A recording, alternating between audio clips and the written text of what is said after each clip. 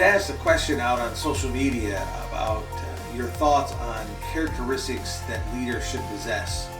And I was so grateful for just the numerous responses we got back, and I wanted to take a few minutes today in this short video to talk a little bit about some of the characteristics that you all shared. And again, thank you to all of you, and there were just a few dozen, and so just thank you so much for sharing and being able to participate in this dialogue with us. And the characteristics you shared were just wonderful.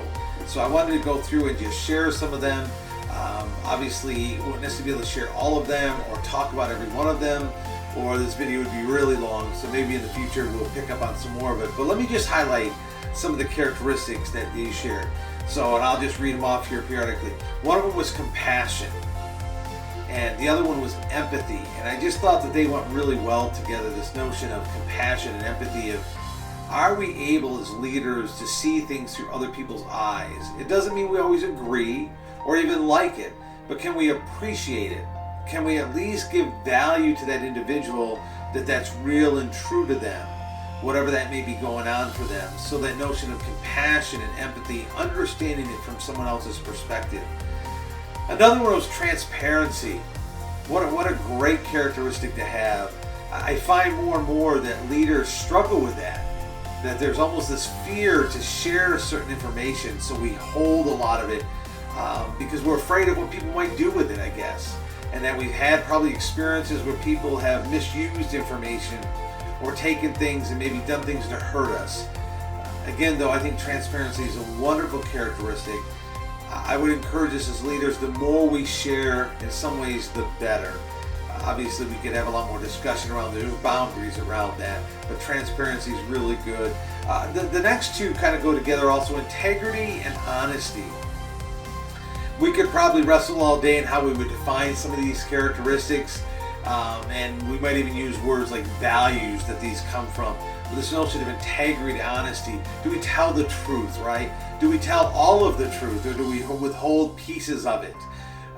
Do we intentionally not share everything? Do we skirt around the edges of truth where we don't really lie, but we also don't necessarily give the full picture? I think when we think about integrity, it's are we true to our word is kind of the notion I think of, is do I do what I say I'm going to do, and do I say what I'm going to do, and am I consistent in that? Is my life consistent? Another word I would throw in there with integrity and honesty is predictable. I think as leaders, supervisors, and managers, people like predictability. They don't like to be surprised or be guessing, geez, I wonder what mood Jim's in today, or how he's going to react to this, you know. So again, integrity and honesty. The next one was trustworthy. And I think if you take transparency, integrity, honesty, you actually start to build this notion of trustworthy. And trusting and trustworthy are different things, right? It's kind of the direction of it. I think good characteristic of leaders are, do we trust others, but are we trustworthy? Are we trustable? All right, let's just use that word. And I think that comes from our sense of integrity, honesty, and transparency.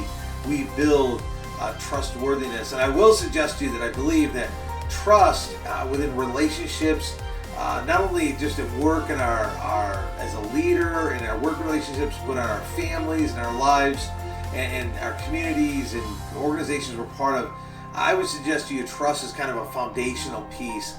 Patrick Lencioni wrote a great book called The 5 Dysfunctions of a Team, and one of the foundations that leads to dysfunction is the lack of trust. So again, I think trust is just a core to being a great leader. The next one that someone shared was emotional maturity. What a great thought about that. I'm actually going to do a video later on emotional intelligence. It's how mature, or I would use the word intelligent, are we emotionally, right? I think there's kind of twofold of that with this notion of emotional maturity. And you can actually look at one of our previous videos on wisdom. And I think that fits into this notion of emotional maturity also.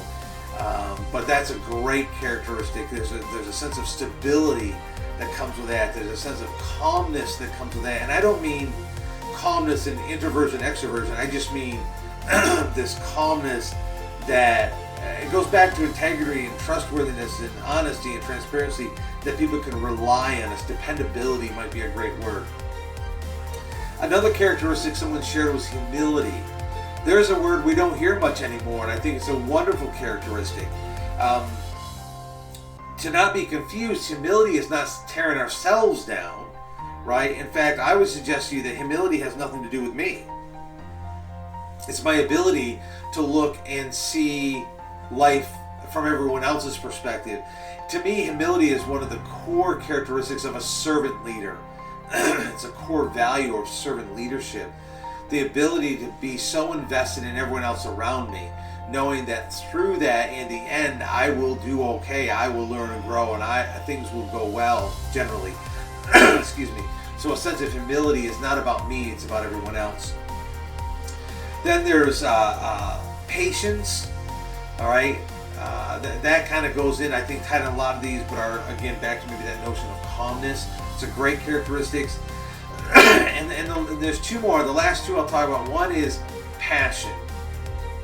And there's one that just sent to me as this sense of energy, this sense of enthusiasm. When we talk about commitment and ownership, do I have a sense of passion for people around me, for the organization I'm in, for life, right? Do I have a sense of passion for other people? You know, a lot of you probably don't know this about me. I'm an extreme introvert. For what I do for a living, it's kind of a funny thing, but I'm very, very introverted. When you look at a Myers-Briggs, I'm an extreme introvert. Yet I can be very passionate about people and caring for people and loving people and really investing in people. So passion isn't necessarily based out of a personality, although there are some personality styles that are more prone to this use of the word passion. The passion I'm talking about is this real investment in life, this engagement in life, this engagement, investment in people. And the last one, and I say this one the last because to me it's incredibly simple, but it's core and foundational, and it's simply this: kindness.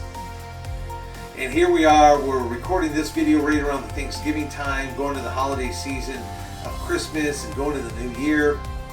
And I think of kindness, and I look at our political arena and the things going on in society, and how well served would we all be, and how beneficial would it be if we simply got back to the concept of simple kindness. If we could look at people around us and show generosity, care, love, and concern for people, and simply just be kind. So I'll leave you on that note. Again, thank you all so much for sharing. Great characteristics, and we look forward to chatting.